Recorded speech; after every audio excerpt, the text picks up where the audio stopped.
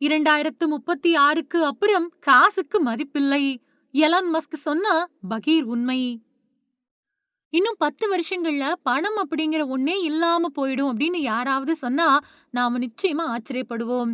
ஆனா உலகத்தோட மாபெரும் கோடீஸ்வரரான எலன் மஸ்க் இதே கருத்த தான் சமீபத்துல ஆணித்தரமா சொல்லியிருக்காரு. 2036வது வருஷத்துக்கு பின்னாடி மனித வாழ்க்கையில பணத்துக்கு எந்த விதமான முக்கியத்துவமும் இருக்காது அப்படிங்கிறது தான் அவர் கணிச்சிருக்கக்கூடிய மிகப்பெரிய எதிர்கால மாற்றம். இந்த கருத்து பல பேர அதிர வச்சிருக்கு.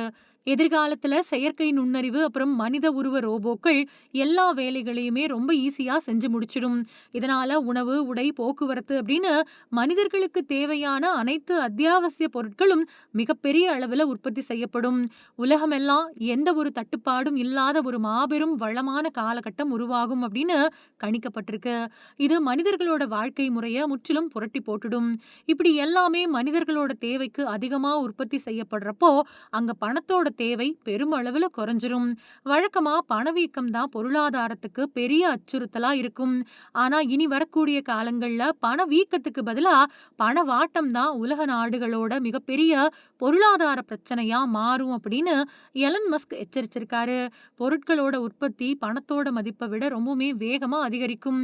இதையெல்லாம் தாண்டி அவர் சொன்ன இன்னொரு விஷயம் பலருக்கு நிம்மதியை கொடுக்கும். அடுத்த 10 இல்லனா 20 வருஷங்கள்ல ஓய்வூதியத்திற்காக பணத்தை சேமிக்கணும் அப்படிங்கிற அவசியமே இருக்காது. ஏன்னா ரொபோட்டிக்ஸ் அப்புறம் எரிசக்தி தொழில்நுட்பங்கள் அபரிமிதமா வளர்ந்து மனிதர்களோட எல்லா பாரம்பரிய நிதி திட்டமிடல்களையும் முற்றிலுமா தேவையில்லாததா மாத்திடும் அப்படின்னு அவர் உறுதியா சொல்றாரு. எதிர்கால சேமிப்பு பத்தி நாம கவலைப்பட தேவையே இல்ல. யந்திரங்கள் எல்லா கடினமான வேலைகளையும் இழுத்து போட்டுக்கிட்டு செய்யும். மனிதர்கள் அவங்க வாழ்வாதாரத்திற்காகவோ இல்லனா சம்பளத்திற்காகவோ வேலைக்கு போக வேண்டிய கட்டாயம் இனி இருக்காது.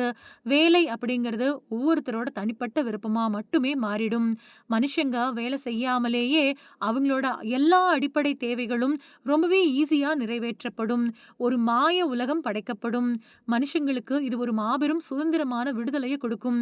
இவ்ளோ வசதிகள் வந்தாலும் ஒரு பெரிய சிக்கல் இதுல ஒளிஞ்சிருக்கு. யந்திரங்களே எல்லாத்தையும் செஞ்சுட்டா மனுஷங்க அவங்களோட வாழ்க்கையோட நோக்கத்தை எப்படி தேடுவாங்க அப்படிங்கிறது ஒரு மாபெரும் உளவியல் சிக்கலா மாறும்.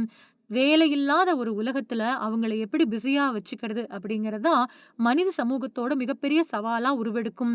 மனுஷங்க அவங்களுக்கு பிடிச்ச கலைகளை கத்துக்க மட்டுமே நேரம் ஒதுக்குவாங்க.